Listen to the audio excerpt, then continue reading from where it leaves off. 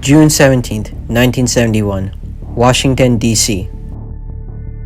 President Nixon wages war on a problem that would forever change the lives of millions in the United States and around the world for decades to come. America's public enemy number one in the United States is drug abuse.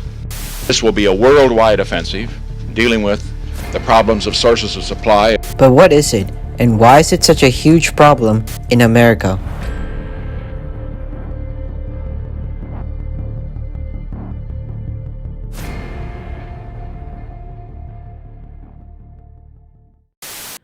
Okay, so the US initiated the war on drugs, and today it has failed miserably.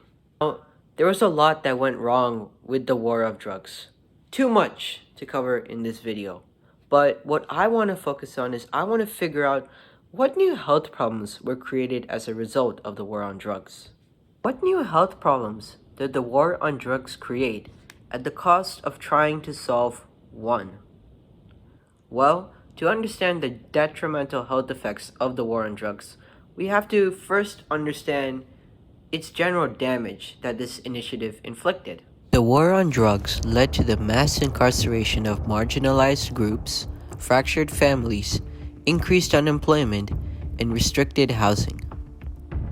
These are already bad enough, but each of these problems carry its own health problems. Take the spike in incarceration rates. Prisons are obviously not the nicest places to be in. Inmates in general tend to suffer poorer health outcomes. They are more likely to suffer physical violence, smoke, consume alcohol, or ironically, take drugs. An influx of new inmates means a rise in mental health issues as more of these people are suffering from these health problems. And the effects go beyond the inmates themselves. Families are fractured as inmates are separated from their loved ones. This familial distancing can breed a stressful home life for the children affected and could have consequences on the child's mental stability. And let's not forget the unemployment and housing restrictions as well. They carry their own health problems. After a drug-convicted person serves their full term in prison, their career is severely impacted. Businesses are reluctant to hire people who have served time in prison, which means opportunities to earn good, high-paying wages in white-collar jobs are severely limited and are denied to former inmates. As a result, they have to make do with lower-paying, blue-collar jobs and compromise on their daily living just to make ends meet. And sometimes that may not be enough. One of the areas people are forced to compromise on is their residency. Inmates are more likely to face more housing restrictions because they simply cannot afford the homes they need at the wage they're making.